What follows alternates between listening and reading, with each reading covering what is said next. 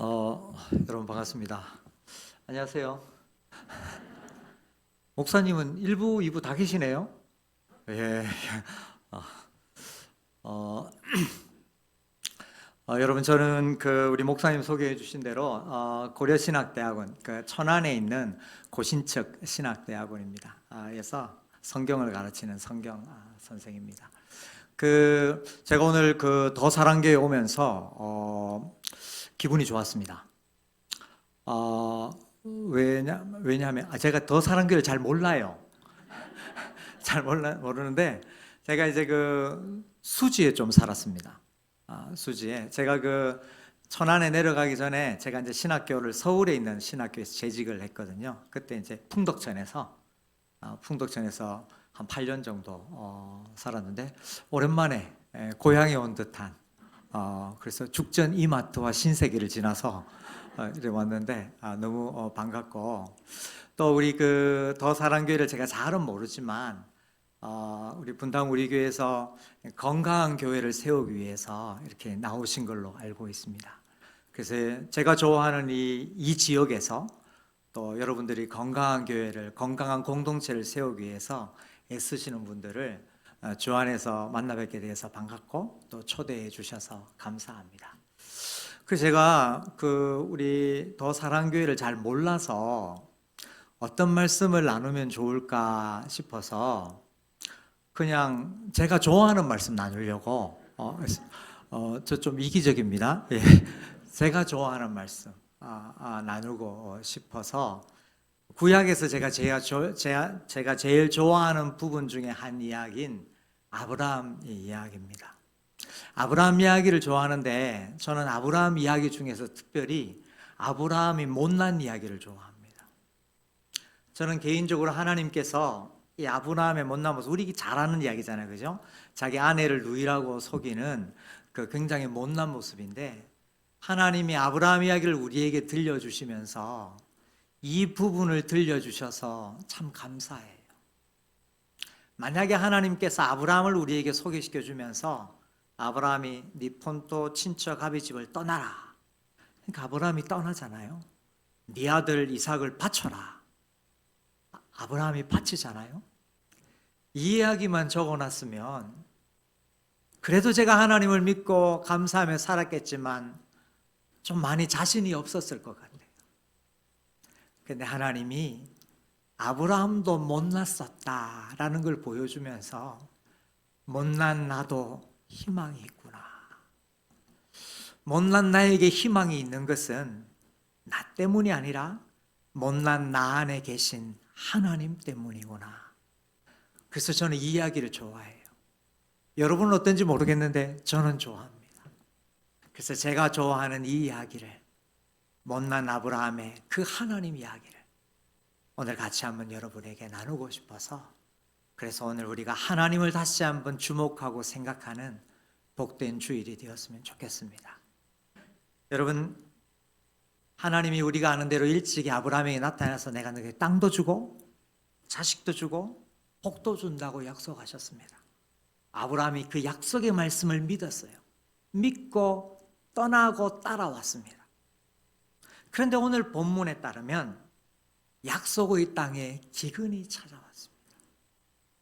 말씀을 따라서 갔는데, 가라 그래서 갔는데 그 땅에 오니까 기근이 와요. 힘듦이 와요. 고통이 찾아와요. 오늘 본문 여러분 10절 한번, 성경 있으신 분 다시 한번 읽어볼까요? 오늘 12장 10절 시작. 그 땅에 기근이 들었으므로 아브라함이 애굽에 거류하려고 그리로 내려갔으니 이는 그 땅에 기근이 심하여. 기근도 보통 기근이 아니고 심한 기근이 찾아와요. 성도 여러분, 하나님이 약속하신 인생, 예수님을 믿고 따르는 인생, 말씀을 따라가는 인생도 기근을 마주합니다.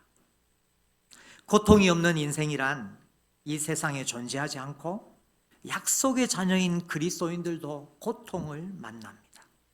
고통의 원인은 다양합니다. 내 잘못 때문에 고통을 만날 수도 있고요, 나와 상관없는 자연 환경이나 세상의 이 돌아가는 원리 때문에 고통을 만날 수도 있습니다. 또한 내가 의롭게 살아서 악인들로부터 핍박이라는 고통을 당할 수도 있습니다. 아무튼 성경은 약속의 땅에 기근이 찾아오고 말씀을 따르는 인생도 고통을 만난다, 이렇게 들려주고 있습니다. 그런데 소위 믿음의 조상, 믿음의 영웅이라고 하는 이 아브라함이 고통을 만나자 못난 모습을 보입니다. 지금까지는 하나님이 가라하시는 대로 잘 따라오고 약속의 땅에 잘 따라왔는데 약속의 땅에 기근이 찾아와자 그동안 감추어졌던 못난 모습이 드러납니다. 이것이 고통의 특징입니다. 고통이 오기 전에는 내가 괜찮은 사람인 것 같아요. 괜찮은 신앙인인 것 같아요. 하나님 앞에 경건해 보이고 사람들에게도 다정합니다. 아브라함도 그랬어요. 가나안 땅에 들어오자 계속 제단을 쌓고 하나님의 이름을 불렀다라는 말이 12장 앞부분에 나옵니다. 예배를 잘 드렸다는 말입니다. 조카를 데리고 사람들을 잘 이끕니다. 사람들한테도 다정하게 잘 대했다는 말입니다. 그런데 심한 기근이 찾아오자 못난 모습이 드러납니다. 오늘 본문에서 기근을 만난 아브라함이 애굽으로 내려갑니다. 이제 우리가 좀 전에 10절을 읽었는데 이 애굽으로 내려간 이 아브라함의 이 결단과 행동이 좋은 것인가 안 좋은 것인가에 대한 이 목사님들 또 학자들만의 논란이 좀 있습니다. 어떤 분들은 약속의 땅에서 기다려야지, 힘들어도 이 기다려야지, 이 인내하지 못하고 땅을 포기했으니까 이거는 잘못되었다, 이렇게 비난하는 사람도 있고, 아니 먹어야 살지. 이 아브라함은 잠시 거류하기 위해서 내려가 가지고 자신과 자신의 가족의 목숨을 부지했기 때문에 지혜로웠다, 이렇게 보기도 하고, 이래서 좀 논란이 있습니다. 오늘 보면은 이 거류하였다, 10절에 거류하러 애굽에 내려갔더니, 거류하다는 것은 일시적인 체류를 말합니다. 그래서 아브라함이 애굽에 내려갔을 때 약속의 땅을 영 포기한 것은 아닌 것 같아요. 잠시 피했다가 다시 돌아오려고 한 것 같습니다. 그런데 문제는 뭐냐면은 아브라함이 애굽에 내려가면서 하나님을 찾았다라는 말이 없어요. 하나님의 인도를 받아 믿음으로 내려갔다는 표시가 없습니다. 이것은 창세기 46장에 보면 야곱과 비교가 돼요. 이 야곱도 여러분 기근이 오고 나서 이제 애굽으로 내려가잖아요. 근데 애굽에 먼저 요셉이 내려가 있지 않습니까? 그래서 요셉의 초대를 받아가지고 이제 기근을 피해서 애굽으로 내려가는데 야곱이 주저해요. 기근 때문에 힘들지만은 이 약속의 땅을 포기하고 애굽으로 내려가는 걸 주저합니다. 그런데 여러분 창세기 46장 3절을 보면 하나님이 야곱에게 나타나셔서 야곱아, 애굽으로 내려가는 것을 두려워하지 말아라. 하나님의 인도하심이라는 말. 근데 애석하게도 아브라함에게는 이런 말이 없어요. 그래서 우리가 추측해 볼 때 아브라함의 상태가, 영적인 상태가 그렇게 썩 좋았던 것은 아닌 것 같아요. 아니나 다를까 이 영적인 상태가 안 좋으니까 애굽에 가자마자 자기 아내를 누이라고 속이는 비겁한 행동으로 이어집니다. 물론 우리가 알다시피 사례가 아브라함의 누이인 것도 사실이지만 자기 아내라는 것을 감춘 것은 못난 모습이죠. 왜 그래요? 두려움 때문입니다. 애굽에 대한 두려움, 세상에 대한 두려움 때문이었습니다. 가능성은 있지만 실제 일어나지 않은 일을 상상하고, 그래서 상상함이 더 큰 두려움이 됩니다. 그래서 그 두려움은 어떻게 되느냐? 두려우면요, 하나님보다 세상이 더 크게 보입니다. 두려워함의 특징은 뭐냐면 하나님이 작게 보여요. 세상이 크게 보입니다. 자, 그럼 여러분 이게 이 고리가 이어지나요? 영적인 상태가 안 좋으면 두려움이 찾아오고, 그 두려움은 어떻게 돼요? 하나님보다 세상이 더 크게 보입니다. 애굽에 내려간 아브라함에게 바로 이러한 영적인 상태, 두려움, 하나님보다 세상이 더 크게 보임이 있었습니다. 여러분, 절벽을 오르는 사람이 에게 가장 힘든 게 뭔 줄 아십니까? 그것은 절벽 자체보다는 절벽 아래를 내려다봤을 때 엄습하는 두려움이라고 합니다. 두려움이 힘들다고 그래요. 생각을 마비시키고 몸을 떨게 한다는 것입니다. 마찬가지로 아브라함은 심한 기근은 모면했을지 몰라도 두려움 때문에 하나님을 온전히 의뢰하지 못하고 분별 있는 생각도 못합니다. 그래서 속이고 아내 버리고 대단히 못난 모습으로 나타납니다. 성도 여러분, 여러분의 영적 상태는 어떠십니까? 더사랑교회 성도 여러분, 여러분의 영혼은 안녕하십니까? 여러분의 영혼은 안녕하십니까?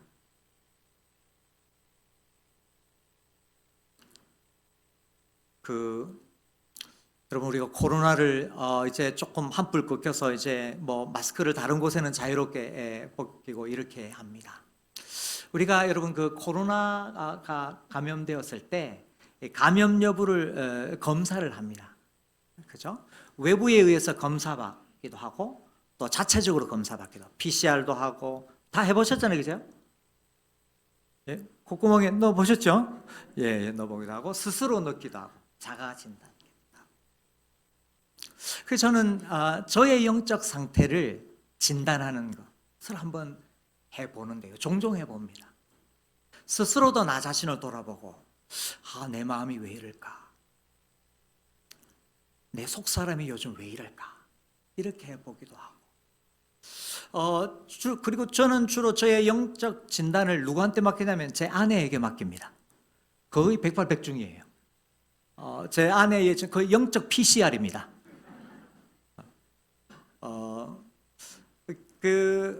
제가 영적인 상태가 좀 안 좋으면 주로 어떻게 드러나냐면 저는 제 아내에게 말을 좀 퉁명스럽게 합니다. 물론 여러분들은 저의 그 완벽한 표준어 사용 때문에 잘 못 느끼겠지만 가끔 가다가 제가 이 경상도 억양을 좀 강하게 해가지고 투명하게 나올 때, 퉁명스럽게 나올 때가 있는데 그때마다 아내가 이 남편이 상태가 안 좋구나 이렇게 느낀다고 그래요. 두 번째, 제 아내가 저의 영적 상태를 진단하는 건 뭐냐면 제가 운전하는 거 보면은 상태가 어떤지 안 돼요. 제가 영적인 상태가 좀 안 좋으면 뭐냐면 끼어들기를 잘 안 해준대요. 이 집사람이 옆에 있다가 제발 좀 넣어주라고 이러는데 제가 영적 상태가 좋을 때는 뭐냐면 자 어서 오세요 들어오세요 바로바로 넣어준다고. 성도 여러분, 여러분의 영적 상태는 어떻게 진단하십니까? 한 해가 새롭게 시작되고 한 달이 지나고 이제 두 번째 달에 첫 주를 맞이하였습니다. 여러분의 영혼은, 여러분의 가정의 영적 상태는, 우리 더 사랑교회의 영적 상태는 안녕하십니까? 오늘 아브라함 이야기는 영적 상태가 안 좋으면 여러 가지 증상이 일어나는데 그 중에 하나는 두려움이 찾아옵니다. 두려움이 찾아오면 어떻게 돼요?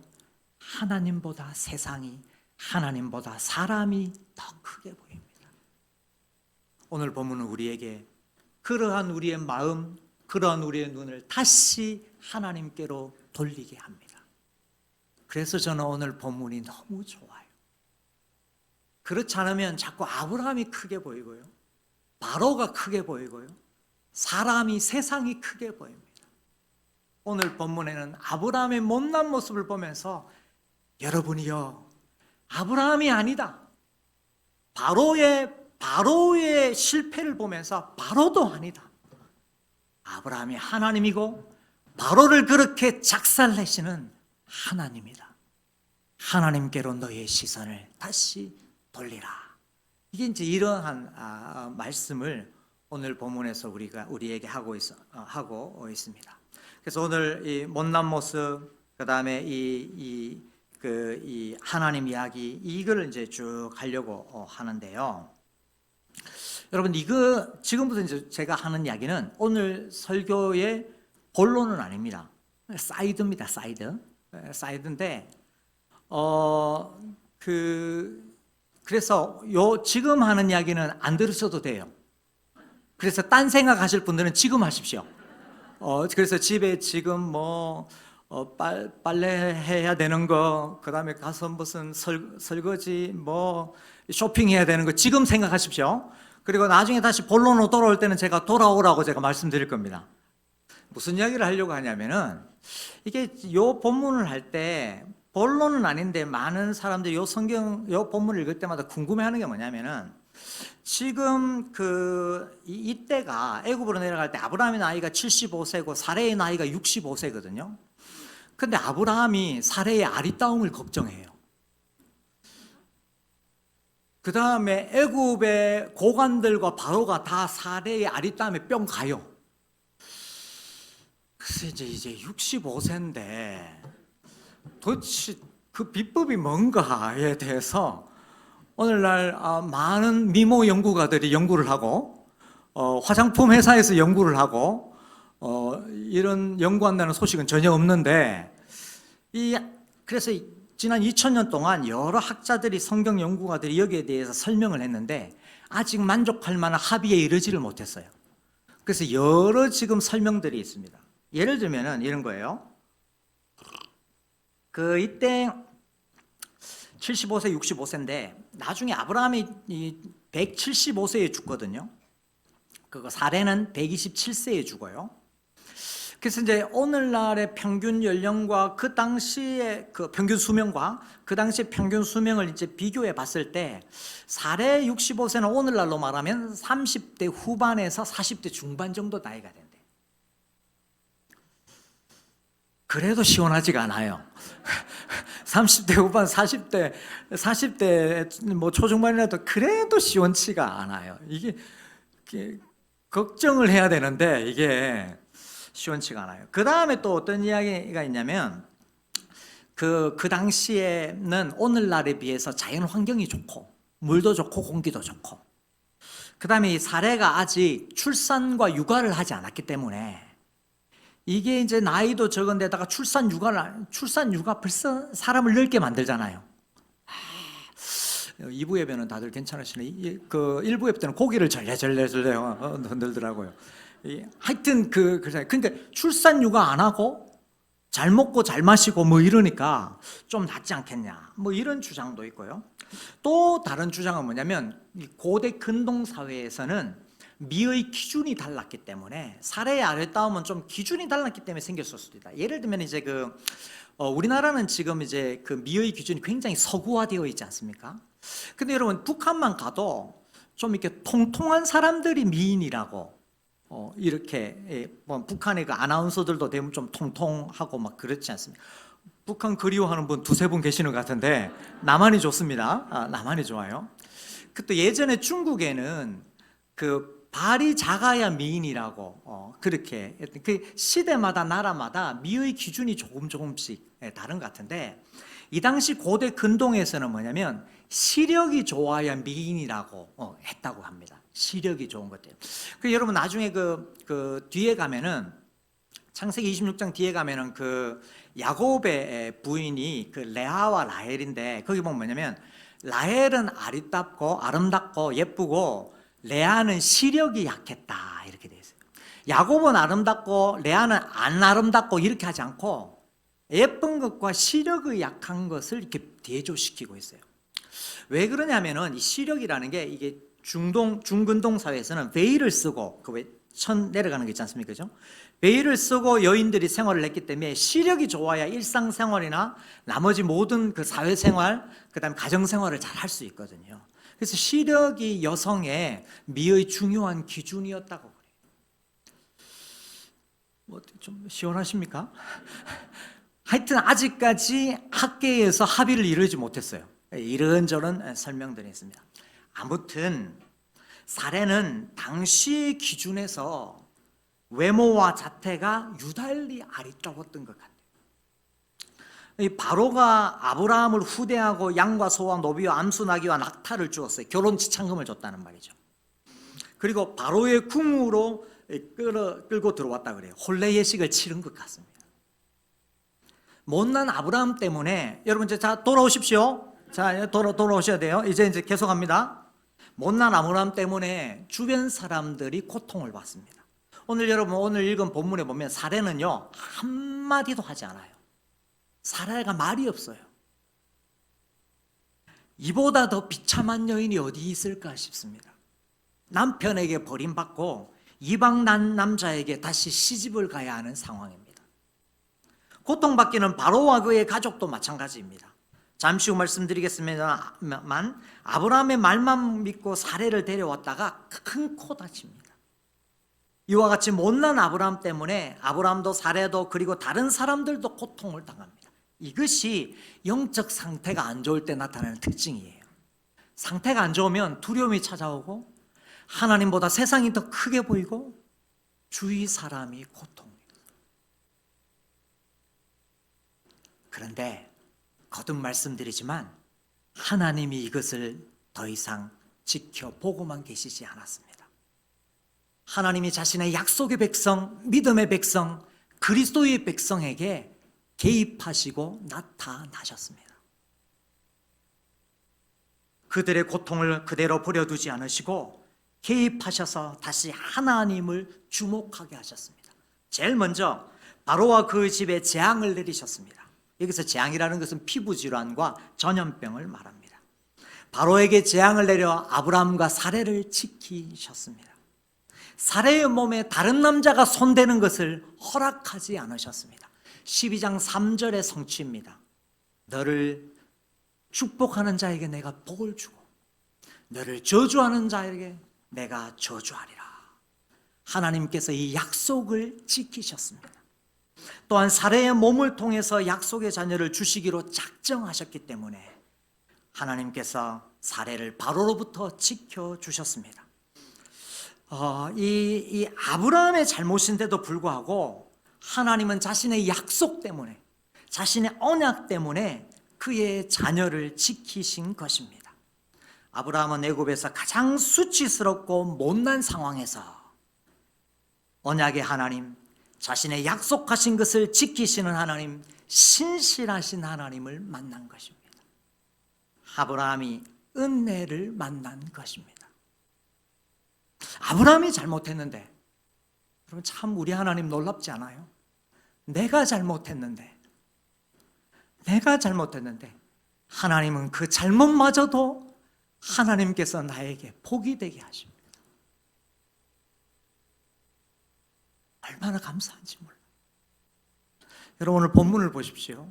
12장 10절에 기근으로 시작합니다. 근데 13장 1절 2절에는 풍부로 마칩니다. 내가 잘못했는데 하나님은 그 기근을 풍부로 바꾸어 주세요. 이 은혜를, 이 사랑을 어떻게 다 표현할까요? 여러분 10절에 우리가 12장 10절은 다 같이 읽었지 않습니까? 기근이 왔다. 그런데 여러분 13장 1절 2절을 다 같이 한번 읽어볼까요? 13장 1절 2절 다 같이 시작. 아브라함이 애굽에서 그와 그 아내의 모든 소유와 롯과 함께 네겝으로 올라가니 아브라함에게 가축과 은과 금이 풍부하였더라. 이게 오늘 이야기의 결론입니다. 아브라함이 애굽으로 내려간 이야기, 어처구니 없는 잘못을 저지른 아브라함 이야기의 결론입니다. 못난 아브라함 이야기의 결론입니다. 비참하게 아내를 빼앗긴 이야기의 결론입니다. 힘과 권력에 의해 다른 남자와 다시 결혼할 뻔한 못난 남편 때문에 고통한 사례 이야기의 결론입니다. 하나님께서 기근을 풍부로 바꾸어 주셨습니다. 그분의 은혜로, 그분의 성실로 자신의 약속의 자녀를 지키시는 그 하나님, 그분이 바꾸어 주셨습니다. 계시의 발전 과정에서 구약은 하나님의 복 주심을 가시적으로 설명을 합니다. 그래서 하나님께 복 받았다, 이거는 뭐냐면 땅도 받고 자손도 받고 가축도 받고 하나님의 복을 받는 거예요. 신약적 의미에서 이것은 풍성한 은혜를 받았다는 말입니다. 풍성한 은혜를. 내가 잘못했는데 하나님의 은혜를 경험하는 것입니다. 성도 여러분, 창세기는 끊임없이 믿음의 영웅, 믿음의 조상으로 추앙받는 아브라함의 못난 모습을 부각시킵니다. 12절에 바로에게 자기 아내를 누이라고, 자기 사례를 누이라고 속이잖아요. 근데 나중에 20장에 가면 또 속여요. 창세기 20장에 가면 자기 아내를 또 누이라고 또 속여요. 그랄 왕 아비멜렉 앞에서 또 속여요. 그리고 나서 26장에 가면 이제는 아브라함의 아들 이삭이 자기 아내를 누이라고 또 속여요. 뭔 남자들이 이래 못났는지 모르겠어요. 이 집안이 완전 못난 이들 집합소고 못난 이들 전성시대입니다. 창세기는. 그나마 잘났다고 하는 아브라함이 이 모습입니다. 그래서 하나님이 아브라함이 아니다. 너희가 주목해야 될 것은 아브라함이 아니다. 이삭도 아니고 야곱도 아니고 바로도 아니다. 아브라함을 아브라함 되게 하시는 하나님, 이삭을 이삭 되게 하시는 하나님, 하나님을 주목해라. 하나님께로 돌아와라. 하나님께로 돌아와. 어두울수록 별이 빛나듯 이런 못난 이들 속에 하나님이 빛나십니다. 못난 이들 속에 하나님의 잘나심, 하나님의 위대하심, 하나님의 은혜, 하나님의 성실. 그래서 우리로 하여금 사람이 아니라 세상이 아니라 하나님을 주목하게 합니다. 사람을, 세상을 크게 보지 말고 하나님의 크심을 바라보게 합니다. 성도 여러분, 이 아침에 한번 그 하나님을 주목해 보시지 않으시겠습니까? 그 하나님이 일찍이 우리를 불러주셔서 예수 믿게 하셨습니다. 그 하나님이 지난 세월 30년, 40년, 50년, 60년 굴곡 많은 우리 인생을 인도해 주셨고 여기까지 함께 해 주셨습니다. 혹시 여러분 이 시간에 자신의 영적 상태가 안 좋은 분 계십니까? 하나님께서 그럼에도 불구하고 우리를 그분에게 주목시켜서 우리를 향한 그분의 뜻을 이루실 것입니다. 약속의 땅에 기근이 오듯이 언약의 백성에게도 고통이 옵니다. 나의 잘못일 때도 있고 주위의 환경이나 악조건 때문일 때도 있습니다. 회개가 필요하면 회개를 하고 인내가 필요하면 인내를 해야 됩니다. 그러나 포기하지는 말아야 합니다. 좌절하지는 말아야 합니다. 왜? 우리에게는 하나님이 계시기 때문입니다. 그 하나님이 아들을 주시면까지 우리를 사랑하시고 우리를 지키셨습니다. 죽음도 생명도 천사도 하늘의 어떤 권세도 우리를 우리 주 예수 그리스도 안에 있는 하나님의 사랑에서 끊을 수가 없습니다. 그래서 우리는 하나님을 바라봐야 합니다. 예수님을 바라봐야 합니다. 성령님을 바라봐야 합니다. 삼위 하나님이 우리의 하나님이 되십니다.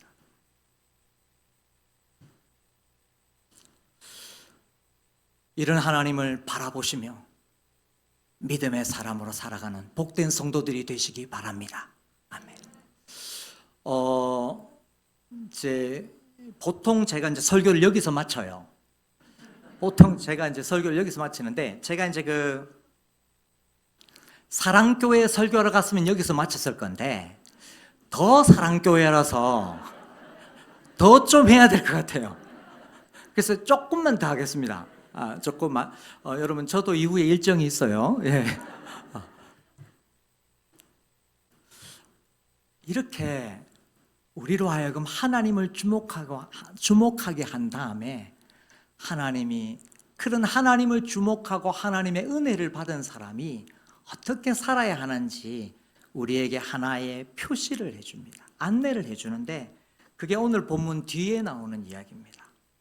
여러분, 오늘 본문 여러분 그 성경을 가지고 계신 분들은, 혹시 그 13장 그 책 성경 가지신 분들은 13장 1절 위에 그 제목이 뭐라고 되어 있는지 한번 보실래요? 제목이 뭐라고 되어 있습니까? 아브라함과 롯이 서로 떠나다, 이겁니다. 이거 여러분 우리들 다 아는 이야기예요. 무슨 말이냐면, 아브라함과 롯이 이제 다시 애굽에서 나와서 이제 가나안 땅으로 왔어요. 왔는데 하나님이 너무 많은 복을 주셨어요. 그래서 이 땅은 제한되어 있는데 가축이 너무 많아. 그래가지고 아브라함의 목자하고 롯의 목자하고 서로 싸워. 그때 아브라함이 굉장히 멋있는 말을 하는데 혹시 그 멋있는 말이 뭔지 혹시 아십니까? 뭐라고요? 예. 사랑교회는 모를 거예요. 사랑교회는 모르는데 더 사랑교회만 알 수 있어. 네가 자하면 내가 우하고 네가 우하면 내가 좌하리라. 예, 이 이야기입니다. 이 이야기인데 아브라함이 굉장히 너그러워져요. 굉장히 넉넉해져요. 이게 여러분 하나님 만난 사람의 특징입니다. 못난 나를 부르시고 지키시고 인도하시고 그분의 잘나심으로 덮어주신 그 하나님을 만난 사람의 특징은 그 사람에게서 너그러움과 넉넉함이 나옵니다. 삶의 여유가 있어요. 왜? 내 뒤에는 하나님이 계시기 때문에. 아들을 주시면까지 나를 지키시고 인도하시고 아들의 사랑 안에서 예수 그리스도의 사랑 안에서 끊을 수 없는 그 하나님의 사랑이 나와 함께 있기 때문에 그 사람에게는 세상이 알 수 없는 여유가 있고 너그러움과 넉넉함이 있어요. 여러분 이거 보십시오. 이 은혜를, 이 하나님을 제대로 만나기 전에 아브라함이 뭐냐면 굉장히 나 중심의 사람이에요. 그래서 아브라함이 사례와 대화할 때 계속 내가 주어가 돼요. 내가 주어, 나. 여러분 그 스크린 한번 보실까요? 창세기 12장 12절 13절에 보면은 여러분 그 빨간색 지금 표시되어 있죠? 이게 이제 아브라함이 사례에게 하는 말이거든요. 여러분 이거 빨간색을 좀 살려가지고 같이 한번 읽어볼까요? 시작. 애굽 사람이 그대를 볼 때 이르기를 이는 그의 아내라 하여 나는 죽이고 그대는 살리리니 원하건대 그대는 나의 누이라 하라. 그러면 내가 그대로 말미암아 안전하고 내 목숨이 그대로 말미암아 보존되리라 하리라. 온통 내 걱정이에요. 온통 내 중심이에요. 나. 내가 죽고 내 목숨이 중요하고 내 안전이 중요하고 나. 그런데 이러한 못난 모습 속에서 하나님의 은혜를 경험합니다. 하나님을 다시 바라보기 시작해요. 그러나니까 13장에서 주어가 나에서 너로 바뀝니다. 자아에서 타자로 바뀌는 거예요. 그래서 13장 9절에는 다 같이 시작. 내가 좌하면 나는 우하고 네가 우하면 나는 좌하리라. 이게 은혜 받은 자의 특징입니다. 하나님을 제대로 만난 사람, 그 안에 하나님이 있는 사람, 그 뒤에 하나님이 있는 사람의 특징입니다. 하나님이 계시기 때문에 다른 사람을 향한 여유가 생기고 너그러움이 있어요. 여러분 이거요 참 성경이 재밌는데 하나님이 제일 처음에 아브라함에 나타나실 때 하나님이 주어가 있어요. 하나님이 아브라함에게 나타나실 때 하나님이 주어가 됐습니다. 여러분 그게 창세기 12장 2절 3절이 하나님이 아브라함에게 약속하신 건데 제가 일부 예배 때는 안 했는데 자꾸 더 사랑교회 오니까 자꾸 더 하게 되네요. 이 하나님이 원래 아브라함에게 할 때는 계속 내가 주어가 됩니다. 보세요. 12장 2절에 보면 제가 이거 미리 안 했기 때문에 스크린 안 뜹니다. 스크린 기대 안 하시면 하나님을 주목하세요. 스크린 주목하지 마시고. 그거 보면 우리가 유명한 말 있잖아요. 내가 너로 큰 민족을 이루고 내게 복을 주어 내 이름을 창대하게 하리니 너는 복이 될지라. 하나님 약속하는 거냐. 근데 이거 히브리어 원문에는 안 그래요. 히브리어 원문에는 더 내가 강조돼요. 이게 뭐 이런 말이에요. 히브리어에는 원래 모든 동사에마다 하나님이 나라는 주어를 하셔서 하나님이 주어가 되십니다. 그래 어떻게 됐냐면 히브리어 원문에는 이렇게 와요. 내가 너로 큰 민족을 이루고 내가 네게 복을 주어 내가 내 이름을 창대하게 하리라. 너를 축복하는 자에게는 내가 복을 내리고 너를 저주하는 자에게는 내가 저주하리라. 원래 아브라함의 인생의 주어는 하나님이셨어요. 근데 아브라함의 상태가 안 좋으니까 하나님이라는 주어는 사라지고 내가 중요한 거예요.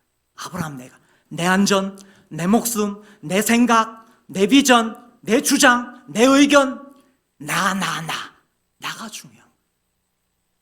그런데 하나님이 다시 그 주어를 네 인생의 주어는 네가 아니다, 나다.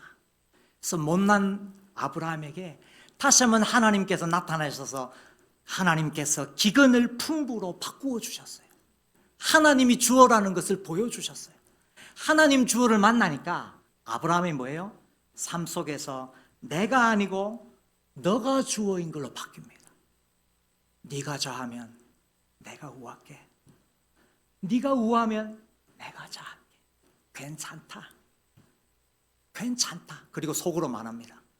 이건 속으로 말해야 돼. 나에게는 하나님 주어가 계시다. 하나님이 나를 책임지신다. 하나님이 나를 포기하지 않을 것이다. 내가 애굽에서 그 하나님 만나봤다. 아무리 크고 위대하고 세상을 쩌렁쩌렁 울리는 바로 앞에서도 하나님이 나의 주어이셨다. 네가 좌하면 내가 우하고 네가 우하면 내가 좌. 괜찮다. 이게 은혜 받은 자의 특징입니다. 하나님 주어 그리고 네가 주어. 그럼에도 불구하고 나를 지키시는 하나님. 그 아이들 글쓰기를 지도하는 선생님이 이런 특강을 하는 것을 들었습니다. 어린 아이들에게 글쓰기를 지도할 때 그 실력이 향상되는 것을, 글쓰기 실력이 향상되는 것을 어떻게 알 수 있냐면 문장의 주어를 보면은 안 돼요. 주어를. 아이들에게 글을 써보라고 그러면 제일 처음에는 항상 주어가 나라고 그래요. 나. 내가 무엇을 했다, 내가 어디를 갔다, 나는 이것을 좋아한다, 좋아하지 않는다 등등. 그런데 이것이 성장하지 않고 글쓰기가 성장하지 않으면 이게 심하게 되면 나르시시즘, 즉 자기 사랑을 넘어선 자아 도취가 된답니다. 그런데 글쓰기가 정상적으로 발전을 하면은 주어가 나에서 너로 바뀐대요. 주어가 바뀐대요. 발전하면, 성장하면 주어가 바뀐대요. 다시 말하면 다른 사람의 눈으로, 다른 사람의 마음으로 세상을 보는 것입니다. 엄마는 이렇게 말했는데 엄마는 이것이 좋은 것 같다. 아빠는 이렇게 말했는데 아빠는 이것을 싫어하는가 보다. 동생은 이렇게 말했는데 동생은 아마 이것을 하고 싶은 것 같다 등등. 이렇게 다른 사람의 입장에서 생각하고 느껴보는 것, 그래서 주어가 나에서 너로 옮겨지는 것, 이것이 성장이라고 그래요. 그런데 성도 여러분, 영적인 성장도 이와 비슷해요. 영적인 상태가 좋아지면, 은혜를 받으면 주어가 바뀝니다. 하나님이 내 인생의, 내 삶의 주인이 되어 주어가 되셔서 다른 사람의 입장에서 다른 사람을 향한 배려와 넉넉함이 생깁니다. 아무 자격 없는 나를 은혜로 선택하시고 못난 나를 참아주시고 여기까지 하나님이 인도해 주셨으니 앞으로도 나를 인도하시고 책임지실 것이다. 그래서 너에게 넉넉함과 여유가 나가는 것입니다. 남편에게 여유가 나가고 아내에게 여유로움이 흘러가고 자녀들에게 여유로움이, 부모님에게 넉넉함이 흘러가고 교회 성도들에게 여유와 넉넉함이. 왜? 그 사람 때문이 아니고 내 안에 계신 하나님 주어 때문에. 저는 더 사랑교회가 이런 교회가 되면 좋겠습니다. 하나님 때문에 내가 넉넉해지고 하나님 때문에 삶의 주어가 바뀌어서 다른 사람에게 그 넉넉함과 너그러움이 흘러가는 교회, 더 사랑하는 복된 교회 되시기를 주님의 이름으로 축원합니다. 아멘.